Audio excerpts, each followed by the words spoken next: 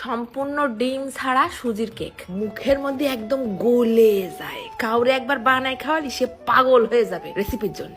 টুকুস করে শেয়ার মেরে রাখো। ঈদের দিন সিমাইয়ের পাশাপাশি রাইন্দে ফেলতে পারো এই অ্যারাবিয়ান ডেজার্টটা।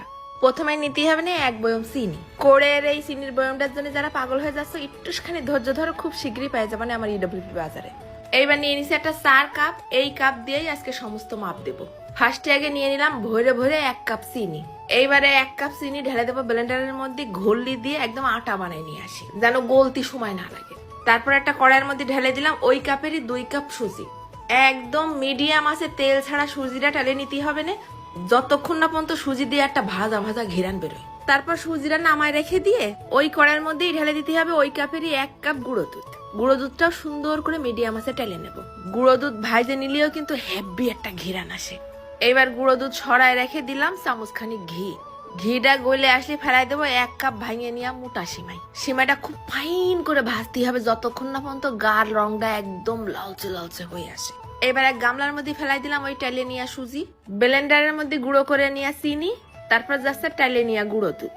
গামলাটা ছোট হয়ে যাচ্ছিল তাই পাল্টাই নিছি। এবার দিয়ে দিলাম চিমটিখানি এলাচের গুঁড়ো, তারপর দিচ্ছি 1 চামচের মতন বেকিং পাউডার, আর ওই কাপের 1 কাপ তেল, আর ওই কাপেরই 1 কাপ পানি।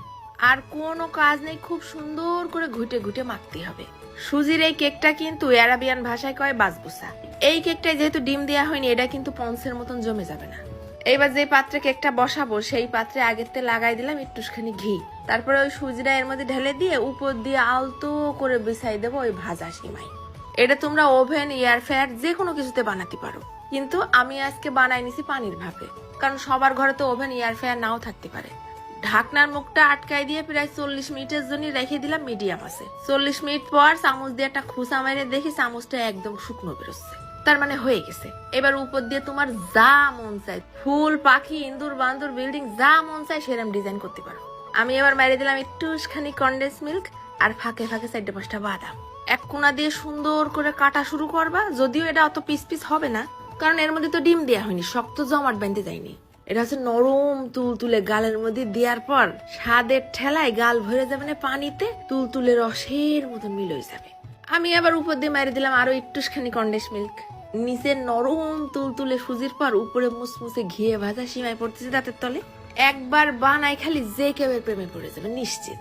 আমার ঘরে তো বাপু মিষ্টি টিষ্টি অত পছন্দ করে না, তারপরও এই প্রথম কোন ডেজার্ট আইটেম যেটা ভিডিওতে দেখানোর আগে চাকতে চাকতে অর্ধেকটা শেষ। মানে নিজেকে কন্ট্রোল করাই মুশকিল, বাটি না শেষ করে উঠতে পারবা না গ্যারান্টি। তা ঈদের সময় যারা সিমাইয়ের পাশাপাশি নতুন কোনো আইটেম রাইন্দে মেহমানকে অবাক করে দিতে চাও, তারা কিন্তু এটা রাইন্দে মেহমানকে মুগ্ধ করে